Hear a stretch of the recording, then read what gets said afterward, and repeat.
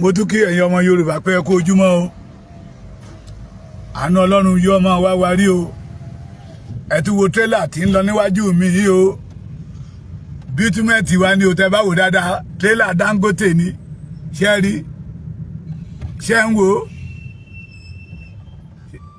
àwọn kan wà lẹ́yìn wa àwọn yẹ kọ́fà títí wọn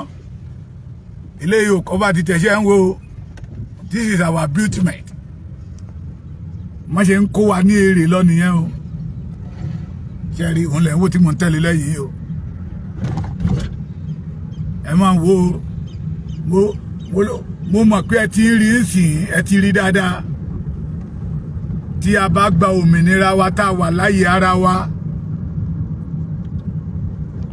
àjòjì òní máa kó ohun tó jẹ́ tilẹ̀ wa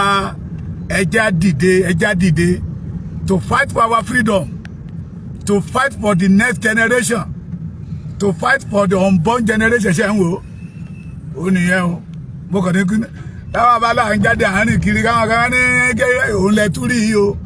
ẹ jẹ́ kí n súnmọ́ ká rí lógo Dangote ń bẹ̀ ṣe ti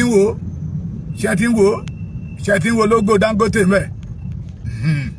ọ̀nà tí mo wà yìí ló fèsì ọ̀nà Ìlọrin from Ìlọrin ó di wọ̀ ní nọ́ọ̀tì lọ́hùn-ún. A wà nídìí òru àròrò jẹ́ ọmọ Yorùbá a wà nídìí ọ̀sán à ń mu kíkan ṣé ó yẹ kó rí bẹ́ẹ̀ òun lẹ̀ ń wò yìí o tábà dẹ̀ wí ẹ̀ ní irọ́ ni ẹ wò ó ní mo ti ń kọjá lára ẹ o ṣe ti ń wo lógo Dangote bẹ́ẹ̀ ṣe ti ń wò ó ṣe ti rí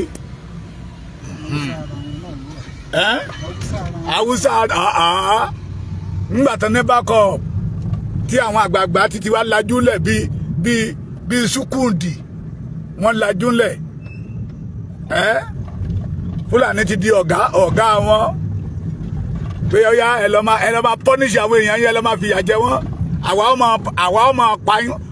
ọmọ bá yín pa wọ́n ẹ̀yin ó ṣe bíi pé ẹ̀ mọ̀ kankan bẹ̀. That is why you see our leader keep quiet wọ́n dẹ̀ ń kó ohun tó jẹ́ títí wa Dangote ń kó bí Dangote ṣe ń kó ní ìranù ń kó ní dátà tá ń kó ṣé wọ́n á sọ pé wọn ò mọ̀ ní all the governor ṣé wọ́n á sọ pé wọn ò mọ̀